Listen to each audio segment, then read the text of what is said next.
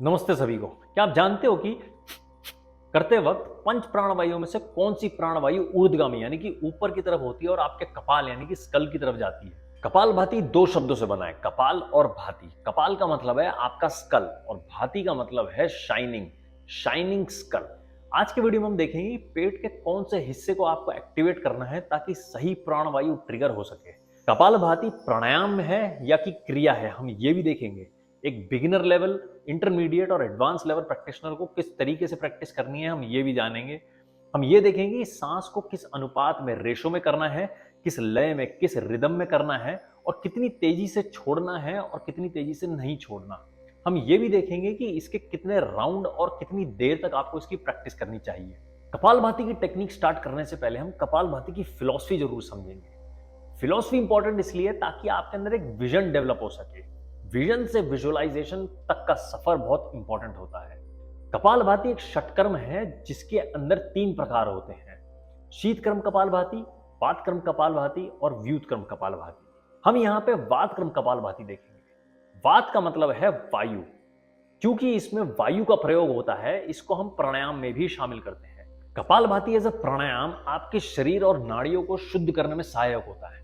अब प्राणायाम के आप 3 लेवल यहां पे बना सकते हो। पहला है शुद्धिकरण यानी कि प्यूरिफिकेशन, दूसरा है चैनलाइजिंग यानी कि आपके प्राणों के प्रवाह को सही दिशा देना, और तीसरा है हार्मोनाइजिंग यानी कि उनको एक संतुलन में लेके आना। कपालभाति पहला चरण है शुद्धिकरण का यानी कि प्यूरिफिकेशन का, और ये वात क्रम है तो इसमें हम वायु का प्रयोग करते हैं। अब बेसिक फिलॉसफी के बाद ये समझते हैं कि कपालभाति प्राणायाम में आपको बॉडी का कौन सा पार्ट टारगेट करना होता है और कौन सी प्राण वायु को टारगेट करना होता है। तो टोटल 5 मेजर प्राण वायु होती है: प्राण, अपान, उदान, व्यान और समान। प्राण वायु आपके चेस्ट रीजन में होती है। अपान वायु आपके पेल्विस और नीचे के सिस्टम में, डाउनवर्ड एक्सक्रीटरी सिस्टम में रहती है। उदान वायु आपके थ्रोट और सर के बीच में रहती है। व्यान वायु आपके पूरे शरीर में, सर्कुलेटरी सिस्टम में रहती है। और समान वायु आपके डाइजेस्टिव रीजन में रहती है। तो जब आप वातक्रम कपालभाति करते हो, आपकी नाभि के नीचे के पार्ट को आपको एक्टिवेट करना है। इससे आपकी अपान वायु एक्टिवेट हो जाएगी। अगर आप रैंडमली कहीं पे भी अंदर पुल इन करोगे तो मैक्सिमम चांसेस हैं कि आपकी समान वायु, आपकी स्टमक रीजन की वायु एक्टिवेट हो जाए। तो इसमें आपको बहुत ध्यान देना है। जब आप आंख बंद करके बैठोगे तो आपकी विजुअलाइजेशन में आपकी नेवल के नीचे का पार्ट, आपकी नाभि के नीचे का पार्ट आपको विजुअलाइज करके पुल इन करना है, और ये बहुत इंपॉर्टेंट फैक्टर रहता है। अब देखेंगे कॉन्ट्राइंडिकेशन। सी कपालभाति के कॉन्ट्राइंडिकेशन सावधानियों में सबसे पहला है, आपको ध्यान में रखना है कि आप इसे खाली पेट कर रहे हो। तो इसे सुबह उठ के सबसे पहले जब आप शौच अपने पेट को साफ करते हो, उसके बाद नहा धो के आप प्रैक्टिस में बैठते हो, तब आपको इसको करना है। आपका जब पेट खाली रहेगा तो आप एक बात सोचो, जब आपका स्टमक एम्प्टी रहेगा तो आपकी एनर्जी भी थोड़ी कम लगेगी और आपकी एफिशिएंसी बढ़ जाएगी आपके एब्डोमेन पार्ट को यूज करने में।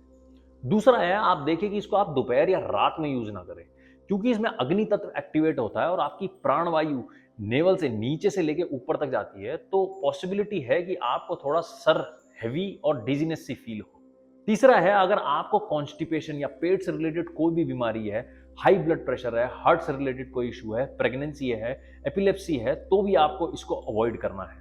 अगर आपने इसको सही तरीके से किया, इसका अग्नि तत्व जो एक्टिवेट होता है वो आपके मस्तिष्क को शांत और एकाग्र भी कर देगा। कपालभाति करते वक्त कौन से आसन में बैठे? सबसे अच्छा तरीका होता है पद्मासन में बैठना, जिसपे मैं अभी बैठा हूं। अगर आप इसमें नहीं बैठ पाते तो आप सुखासन या वज्रासन में भी बैठ सकते हैं। जब आप किसी आसन में बैठे हो तो आप ये ध्यान में रखें कि आपकी जो हिप्स है, जो बटक्स हैं, थोड़ी रोल्ड आउट हो ताकि आपकी रीढ़ की हड्डी सीधी हो जाए। वो इसलिए जरूरी है ताकि आपका नेवल जो ये नीचे का पार्ट है ये कंप्रेस ना हो। अगर ये कंप्रेस हुआ तो हाई चांसेस हैं कि आप अपनी समान फायर वायु को एक्टिवेट कर देंगे। तो वो गलत वायु एक्टिवेट ना हो गलत बॉडी पार्ट यूज की वजह से, इसके लिए आपको आपकी रीढ़ की हड्डी सीधी रखनी है। अब आप इसमें यूज कर सकते हो किसी पिलो का या किसी कपड़े का, और आप इसके ऊपर बैठ सकते हो। अगर आपकी फ्लेक्सिबिलिटी अच्छी है तो आप जमीन पे भी बैठ के कर सकते हो। अब आते हैं कपालभाति करने की सही विधि पे। कपालभाति एक एक्टिव एक्सेलेशन का प्रोसेस है। आप सक्रिय रूप से सांस को बाहर छोड़ते हैं। इसमें आपको सांस को बाहर छोड़ने पे ध्यान लगाना है।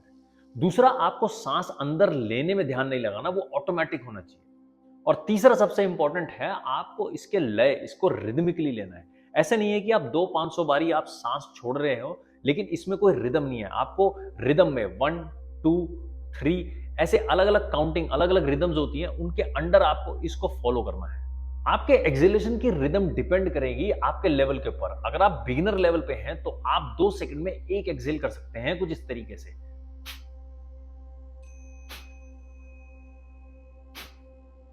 अगर आप इंटरमीडिएट लेवल पे हैं तो आप 1 सेकंड में एक एक्सेल कर सकते हैं कुछ इस तरीके से। और अगर आप एडवांस लेवल पे हैं तो आप 1 सेकंड में 2 एक्सेल कर सकते हैं कुछ इस तरीके से। आपको सारे लेवल पे ये ध्यान में रखना है कि आपका एब्डोमेन रिलैक्स हो जाए हर एक्सेलेशन के बाद और वो टाइट ना रहे। दूसरा, जब आप बिगिनिंग लेवल पे हैं, आपको कम से कम 8 महीने से 1 साल तक इसमें प्रैक्टिस करनी है ताकि आप सही बॉडी पार्ट को यूज करना सीखे और सही प्राण वायु को ट्रिगर करना सीखे, वरना एक नेगेटिव इफेक्ट भी पड़ सकता है बॉडी पे। इस अभ्यास को करते हुए कुछ बातें ध्यान में रखना जरूरी है। सबसे पहला है कि आपकी नासिकाएं दोनों खुली होनी चाहिए। कुछ इस तरीके से आप इसको टेस्ट कर सकते हो। अगर आपके नेजल पैसेज नहीं खुले तो आप जल नीति का अभ्यास कर सकते हो इससे पहले। यह भी एक षटकर्म क्रिया है। जब आपके नेजल पैसेज खुले रहेंगे तो यहां पे एक मॉलिक्यूल रहता है नाइट्रिक ऑक्साइड, ये डेवलप होता है और ये रिस्पॉन्सिबल होता है आपके लंग्स में ऑक्सीजन का एब्जॉर्प्शन बढ़ाने के लिए, और ये 15 से 18%, 15 to 18% ऑक्सीजन का एब्जॉर्प्शन बढ़ा देता है। अब आप इसको इस तरीके से समझो, एक व्यक्ति है जो बीमार है और एक व्यक्ति है जो स्वस्थ है। दोनों सेम अमाउंट ऑफ खाना खाएंगे, लेकिन जो बीमार व्यक्ति होगा उसकी बॉडी खाने के अंदर के जो न्यूट्रिएंट्स होते हैं उसको एब्जॉर्ब उतनी अच्छे से नहीं कर पाएगी जितना अच्छे से एक स्वस्थ व्यक्ति की बॉडी कर पाती है। तो सिमिलरली जो एक नाक से ब्रीथ कर रहा है और जो एक मुंह से ब्रीथ कर रहा है, उनकी बॉडी के ऑक्सीजन एब्जॉर्प्शन में डिफरेंस आ जाता है सिर्फ नेजल ब्रीदिंग की वजह से। तो नाक का खोलना बहुत जरूरी है। दूसरा है, जब आप सीधा होकर बैठे हैं तो आप ये देखें कि आपकी रीढ़ की हड्डी सीधी है और आपके शोल्डर्स आगे की तरफ नहीं झुके। आपके शोल्डर्स को ओपन होना चाहिए।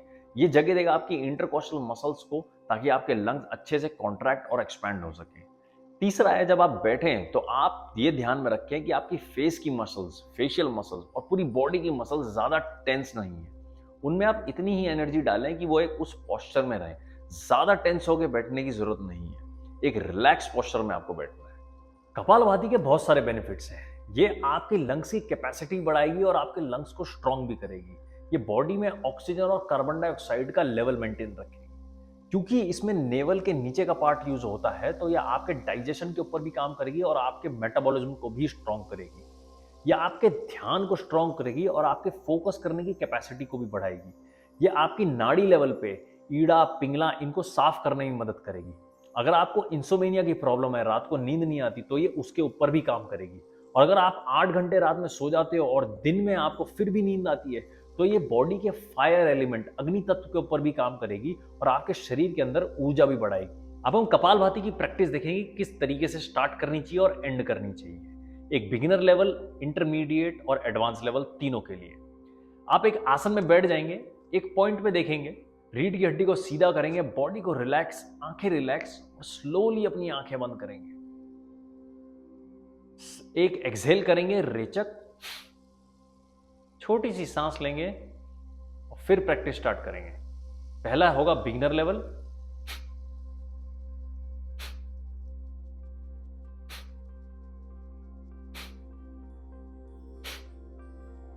इंटरमीडिएट लेवल,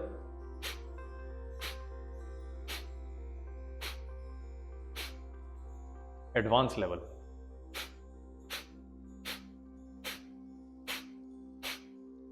प्रैक्टिस खत्म होने के बाद आप वहीं पर रुकेंगे 30 सेकंड से 1 मिनट तक। आप अपनी सांसों के ऊपर ध्यान रखेंगे और पूरी बॉडी को रिलैक्स्ड फील करेंगे।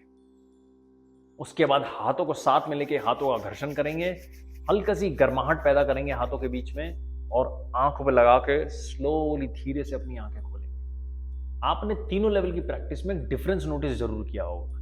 तो आप जब भी प्रैक्टिस करें अपनी क्षमता के अनुसार करें, और स्पेशली यंगस्टर्स, आप इसको ज्यादा तेज प्रैक्टिस ना करें, क्योंकि हाई चांस है कि आप गलत प्राणवायु को एक्टिवेट कर देंगे और इसमें नकारात्मक इफेक्ट होने के भी चांसेस होते हैं। मैं अभी तक अपनी प्रैक्टिस जब भी स्टार्ट करता हूं, एक बिगिनिंग लेवल से प्रैक्टिस स्टार्ट करता हूं और स्लोली उसको इंक्रीज करता हूं। तो आप लोग भी अपने बिगिनर लेवल को एक लंबा समय दें ताकि आप सही बॉडी पार्ट को एक्टिवेट कर पाएं। अगर आपने इस वीडियो से कुछ नया सीखा तो चैनल को सब्सक्राइब जरूर करें, फ्रेंड्स और फैमिली के साथ इसको शेयर करें और कमेंट सेक्शन में अपनी राय जरूर बताएं, जो मुझे हेल्प करेगा ऐसे वीडियोस के और प्रोडक्शंस के लिए। तो धन्यवाद सभी का और मिलते हैं नेक्स्ट वीडियो में। हर हर महादेव।